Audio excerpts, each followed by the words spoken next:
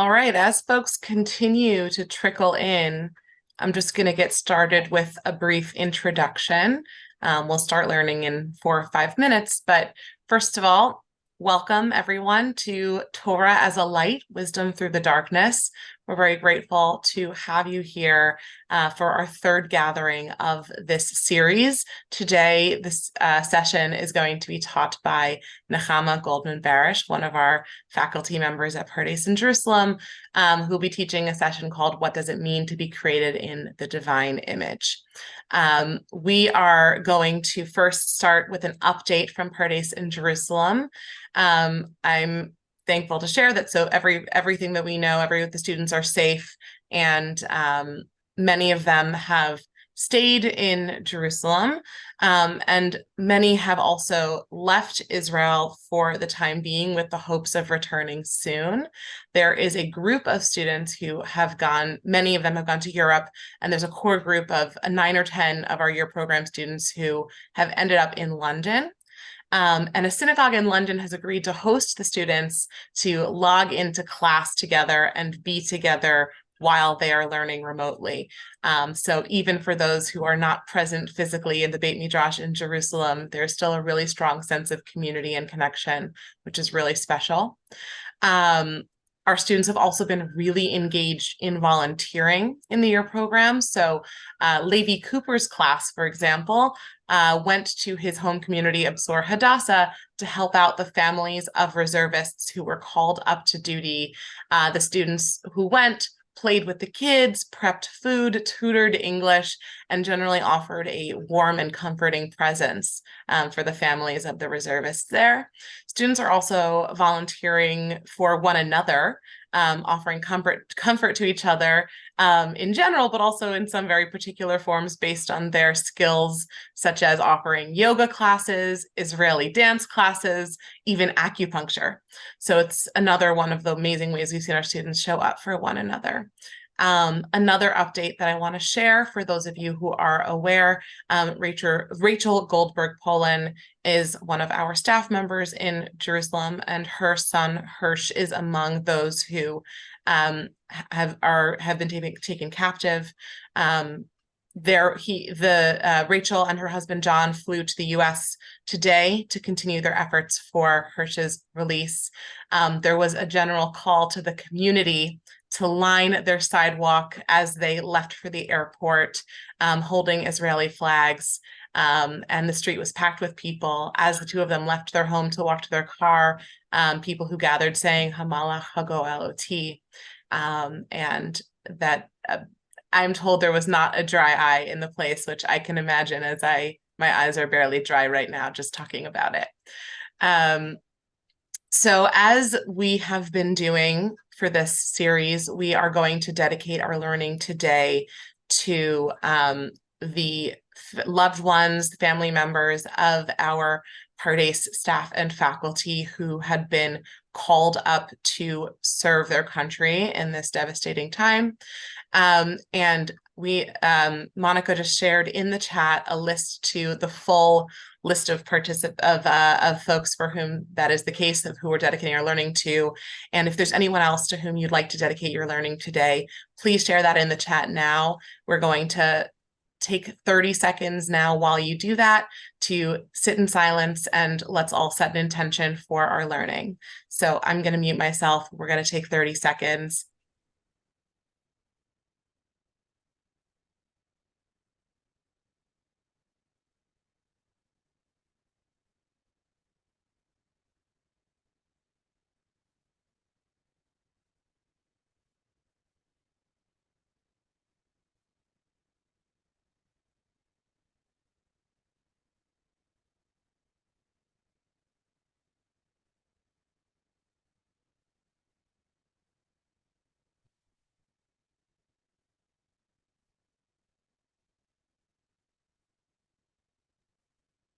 Thank you all so much.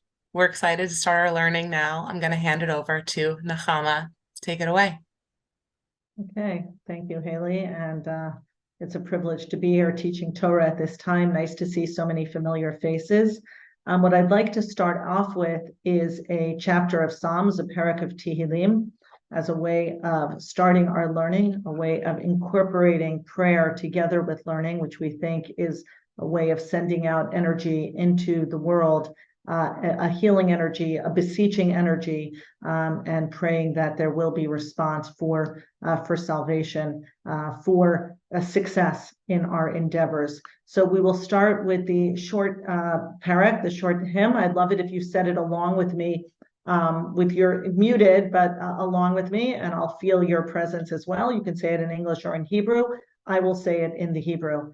Shir hamalot mima'amakim karaticha Adonai. Adonai shima b'koli tiyena aznecha kashuvot l'kol tachanunai. Im avonot tishmarya Adonai mi ya'amod. Ki imcha haslicha leman tivarei. Kivite Adonai kivta nafshi v'lidvaro hochalti. Nafshi l'Adonai mishomrim laboker, shomrim laboker. Yachel Yisrael el Adonai, kim Adonai achesed, varbei mofidut. V'hu yivdeh et Yisrael mikol avonotav. And I'm just going to go back and say out loud, oh Lord, listen to my cry. Let your ears be attentive to my plea for mercy. We call to you out of the depths, oh Lord. So today I've chosen to talk about Abraham and what it means to be a man of faith, a man who believes in truth, in morality, when all around you there is corruption, there is emptiness, there is disbelief. And I'm going to tie both the end of last week's Torah portion with the middle of this week's Torah portion, and hope it will give you some light in this darkness, some inspiration to take with you. So what we're going to be looking at is the very end of last week's Torah portion. We have the beginning of the genealogy of Abraham's family, and it often gets lost in the long list of names that appears at the end of Parshat Noach, the portion of Noach. And we're told about fathers who beget sons and how long the father lives and how old he is when he dies. And we come at the very end to the story of Terah. When Terah had lived 70 years, he begot Abram, Nahor, and Haran. He has 3 sons. This is not very surprising to us at this point in the historical telling of humanity. And his oldest son is Abram, his youngest son is Haran. We're then told, Eila toldot Terach, right? This is the line of Terach. Terach begot Avram, Nahor, and Haran. Well, again, we're being told it again. And Haran begot Lot. So now we have the birth of Lot. And the next verse is what breaks the narrative, and in a tragic manner. V'yamat Haran al pnei Terach aviv be'eretz moladeto be'ur kasdim. And Haran died upon the face of his father Terach in his native land Ur Kasdim. I know it says Ur of the Chaldeans, but Ur Kasdim really means fiery furnace, the land of the fiery furnace. And we have a peculiar, mysterious, even elusive story about a youngest son who dies on the face of his father, in front of his father, before his father, however we want to understand that. And the text continues. Vayikach Avram v'Nachor lahem nashim shem eshet Avram Sarai v'shem eshet Nachor Milka bat Haran avi Milka v'avi Yiska. And we find out that the 2 remaining sons do what they're supposed to do. They take wives for themselves. Avram's wife is Sarai, Nachor's wife is Milka. Vatihi Sarai akara in lavlad. And already here we're getting a seeding, a foreshadowing of where the narrative is going to continue, that Avram is married to a woman who is barren, she has no child. All of those genealogies, all of that telling of father begetting son is potentially going to come to a stop here. If Avram does not take another wife, if Avram does not divorce this wife, we don't know what will be, but we know that he is married to a barren woman. We know that one son has died. Vayikach Terach et Avram beno ve'et Lot ben Haran ben beno ve'et Sarai kalato eshet Avram beno v'yitzu itam me'or kasdim lalechet artza Knan v'yavo al Haran v'yeshvu sham. And now again, a verse that we often overlook, we're not fully attentive to. It gets lost in the end of the parsha and the names and the numbers. And what we find out is that, surprisingly, Terach takes his son Avram and his grandson Lot, the grandson to the son who has passed away mysteriously, tragically, at too young an age. And he leaves Ur Kasdim, where they have been living, and he begins the journey towards Canaan.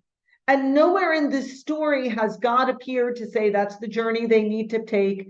Somehow, instinctively, intuitively, perhaps, Terach is on his way to Canaan. He gets sidetracked and ends up in Haran. That's where he stays, V'yeshvu Sham. And we find out how long he lives and he dies and so on and so forth. And the last thing I want to just open with is Lech Lecha, V'yomer Adonai el Avram, Lech Lecha me'artzecha, u'mimoladetecha, u'mibeit avicha al haaretz asher eka.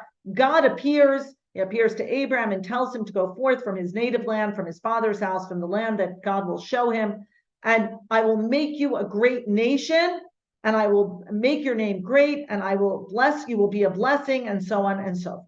Okay, and that's basically what we are told, and how we fit in the beginning of Lech Lecha with Terach's journey. That Terach initiated the journey. I'll leave that to greater commentaries than I. What I want to focus in on is the tragedy that seems to have precipitated the journey. In other words, I don't think there's anything incidental about Terach picking himself up in the aftermath of a tragedy in which his youngest son dies and taking his oldest son and his grandson and going on his way, leaving behind, if we've paid attention, one son, Nahor, who will become significant later in Avram's life, with a granddaughter, Rivka, and a grandson, Lavan. And stay tuned as we go through the Parshiot. Where I want to take us to is a midrash. I love midrash. I love particularly midrash in Genesis Rabbah and Breshit Rabbah. And the brilliance of this particular midrash is that it is an accumulation and a writing down of what has been an oral tradition around the early life of Avram. Breshit Rabbah in 450 CE is not making up this story. And perhaps if you join me in Jerusalem for a longer class on Midrash and where the inspiration for Midrashic authors might come from when they sit down and write a story, we can spend a lot of time on that. But this story, the origin story, the early story of Abraham's belief in the face of polytheism, corruption, power, is a very enmeshed story in our understanding of Avram. In other words, they so succeed, the Midrash so succeeds in telling this story that people actually think it's in the Bible, that it must be there. Because Lech Lecha, how does God show up when Abraham is 75 without sort of any early relationship? And so we're going to read through this story. Unfortunately, we're going to do it relatively quickly. I'm happy to say Haley has the source sheet. She can send it out. I urge you over Shabbat to go into it more in depth. It's a well-crafted story. Every line, for those who are writers and editors, you can appreciate every line leads to the next line, very carefully constructed. But we're going to read it, unfortunately, relatively quickly for our purposes. And Haran died on the face of Terach, his father. The Midrash tells me that this verse bothers them. What is the backstory? Why would you tell me about the death of a youngest son and not give me any sort of understanding of why his death is mentioned and why it might be significant? And so this, almost surprisingly, becomes the platform for the Abraham story, as we're going to see. Rav Chia, the son of Rav Ada of Yafo, said, Terach was an Oved Salamim. Here I can't help but point out the wordplay. Terach both makes and worships the idols. The author of the Midrash, already in a single brushstroke, reveals to me his bias against idolatry, because Terach both makes the idols and worships the idols. And there's something ludicrous about worshiping something that your own hands have crafted. So we're meant to understand that Terach both enables this kind of worship, but deep down, or maybe not so deep down, knows exactly the emptiness, the silliness of this kind of worship. Once he went somewhere and had Abraham sell idols in his place. He leaves his oldest son in charge of his shop. A person, and I want to say it's not a person, it's a man, because the female in the story is going to be very different than the male in the story. A man would come in wanting to buy, and Abraham would say to him, "How old are you?" And the customer would answer, 50 or 60 years old, midlife. And he would say to him, "Woe to a 60-year-old who wants to bow to something that is a day old." And the man would be embarrassed and go away. So Abraham is able, if we talk about how do we talk so people listen, Abraham does a masterful job of exposing the silliness, the emptiness, the irrationality of this kind of worship simply by using logical reason. And the customers would leave without buying an idol. Whether they go next door and buy an idol, I don't know. But the point is that Abraham is having some success with the male customers. One time, a woman came in carrying one plate of fine flour. She said to him, "This is for you to offer before them." And what's interesting, and I want to give a lot of credit to Simi Peters, really an incredible scholar of Midrash, and I read her chapter in her book, Introduction to Midrash, Learning to Read Midrash. And what she writes there is the woman, unlike the men, represent pure faith, devotion, piety. This woman doesn't come in to buy an idol. She goes from store to store, bringing them an offering to feed, to nurture the idols. And as a result, Abraham can't argue with her, but this incenses him. This is what you're giving this woman with her pure devotion, with her true faith. You're giving her such emptiness, such rot. And so after she leaves, he got up, took a stick in his hand, and broke all the idols. His response to the woman is not logic, rational, anything. He's angry. He's incensed that what you're giving, pure devotion, piety, a search for the divine, are these man-made idols. He smashes all the idols. And then he placed the stick in the hand of the biggest of all. When his father came, he said to him, "Who did this to them?" Abraham said, "Well, Dad, can I hide this from you? A woman came in carrying a plate of fine flour, and she said, 'This is for you to offer before them.' I offered it before them, and this one said, 'I will eat first.' And that one said, 'I will eat first.' And they ended up fighting, and the biggest one took a stick, smashed them all, and took the flour for himself." Terach turns to his son and said, "What, are you mocking me? Do they know? They're statues." And Abraham says, "Don't your ears hear what your mouth is saying?" There's this unbelievable moment of truth between father and son, where the son turns to the father and says, "Dad, do you not hear what you're saying? This profession you have, this society you've raised me in, you yourself are admitting it's an empty shell of nothingness, an empty shell of immorality. And can't you see that? Can't you be honest with me?" Terach took him and handed him over to Nimrod. Terach does not engage in dialogue.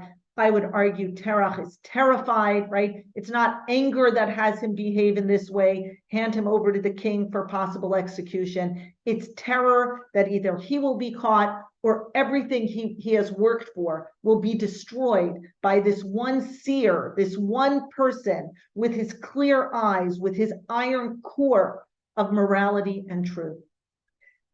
Nimrod said to him, "Let's worship fire." You know what? Enough with this, Abraham. We've got to get on the same page. Abraham said, "Let's worship water, which extinguishes fire." Nimrod said, "Let's worship water." Abraham said, "Well, let's worship clouds, which bring the water." Nimrod said, "Let's worship clouds." Abraham said, "Let's worship the wind." Nimrod said, "Let's worship the wind," right? Each time it's almost comical that Abraham keeps trying to show Nimrod that this worship of all these gods is meaningless. It's nothing, right? Every god, every element can conquer the other. And finally, Abraham says, "Let's just worship man who bears the wind." Let's be honest, Nimrod. This is about power, and it's about your power as king. And that all this polytheism and all this idol worship really gives you a very strong power structure, because you get to control the people by playing on their fears, their sense of loss of control. And you, the king, end up really being in power. And at this point, Nimrod says, "You are speaking foolishness. I worship only fire." That's it. The conversation's over. Abraham has gone too far. He has exposed Nimrod, just like he exposed Terach, like he exposed the male customers. "Now I will throw you in its midst and let the God that you worship come and save you from it." Haran was standing there divided, and I want to focus a little on Haran. He said, "Ma nafshech, what's the difference? If Abraham wins, I will say, I am with Abraham. If Nimrod wins, I will say I'm with Nimrod." For the first time in his life, this poor young man is having an identity crisis. He doesn't know what to think. He doesn't know what to believe. And because power dynamic is what he's been raised with, he figures he'll go with the winning team and we'll wait to see who wins. When Abram went down into the furnace of fire and was saved, notice how the miracle is the least important part of this story. It takes up 5 words in Hebrew. They said to him, "Who are you with?" And he said to them, "I'm with Abraham." They took him and threw him into the flames, and his innards were scorched. In other words, when he comes out of the furnace, his body is intact, and what's scorched is what's inside. He symbolizes the inner rot of this society. And where does he die? He dies on the face of, it should be Terach, of Terach, his father, Terach, his father, right? So who's being blamed? A father who refuses to listen to the truth that he knows his son is telling and pays the tragic price of his son dying and in his death representing all that is wrong with his society. And so it's no wonder that in the aftermath of such a tragedy, where the finger is essentially pointed at Terach, who manages to raise a son like Abraham, and instead ends up with the tragic death of a son who cannot find his inner core. He dies on the face, literally right there in front of Terach. And Terach gets up. If I read the Midrash into the story, and I think the Midrash just illuminates the end of Noach and the beginning of Lech Lecha, Terach has no choice but to go on his own journey. But unfortunately, Terach is not Avram, and Terach's journey will lead him away from the fiery furnace that consumed his son and will take him to Haran and no further. Avram will continue the journey. And now I want to focus on Avram and something very specific about Avraham as we wind down, because Avram manages throughout all of the stories, with all of his flaws and all of his mistakes, to maintain a core of justice, a core of chesed, right? He is a man who cannot be swayed or influenced by those around him who do not see what he sees in recognizing God's providence in the world before God talks to him and after God stops talking to him. And I want to just give you one more insight, perhaps, into who Avram is and what perhaps we can take from Avram. This story appears, chapter 14, after Avram goes out to war to free his nephew Lot from the war of the 4 kings against the 5 kings. Sodom is captured, and Avram goes out to rescue his nephew Lot, his orphan nephew Lot. And Melchizedek of Shalem, right? Not the chosen like Abraham is, but a man nonetheless of the cloth, a man of God. He brings out bread and wine, hachnasat orchim, right? He models or mirrors Abraham's own invitation to guests, and he's a priest of God Most High, and he gives Abraham a blessing. Baruch Avram la'el elyon konei shamayim va'aretz. Ubaruch el elyon asher megen saryecha biyadecha v'yitein lo ma'aser mikol. And he blesses Abraham of God Most High using the language of creator of heaven and earth. It's such a universal blessing that takes us back to the beginning of Genesis, to the creation of the world, to the creation of heaven and earth, to Adam, who is created in the image of God. And he says, "Blessed be God Most High, who has delivered your foes into your hand." And Abraham, several verses later, borrows this language. He has met this man just now, but he recognizes the divine within Melchizedek of Shalem, a man who has tzedek within his name. Vayomer Avram says to the king of Sodom, Harimoti yadi el Adonai, right? That's his word for God, El Elyon konei shamayim va'aretz. And I think he uses that same language, Adonai, God Most High, creator of heaven and earth. And Abraham is willing to learn from the people he encounters who reflect back to him the image of God that he knows we are created in, and he takes that language and he uses it together with his own name for God, and he elevates it even further. And so Melchizedek and Abraham mirror one another as individuals at a time of corruption, of rot, of immorality. They stand steadfast in their awareness of what is true, and the direction and the journey they need to go in. And that, to me, really, that ability to learn from a Melchizedek, not from his community, not from his tribe, so to speak, but recognizing the divine within, the divine light within Melchizedek. And with that, I want to conclude with Avram Yitzchak Kook. It's something I've been bringing in all of my classes, a little something that I think Avram teaches us, the light he shines in his own darkness and thousands of years later into ours. The pure righteous do not complain of the dark, but they increase the light. They do not complain of evil, but they increase justice. They do not complain of ignorance, but increase wisdom. They do not complain of heresy, but increase faith. And I think, again, building on Avram's example, building on the example of all the people we know, the wonderful people around us who are able to channel an inner core of morality, of truth, of belief, of wisdom, of light, we are going to get through this together, holding on to one another, strengthening one another, and bringing more light into the world. Thank you. Kol hakavod, Nechama. Thank you so much for giving us words of light, words of inspiration. We can hopefully go into the rest of our day looking for those around us who have bits and pieces, who emulate those things, and hopefully cling to them in their inspiration in times of difficulty.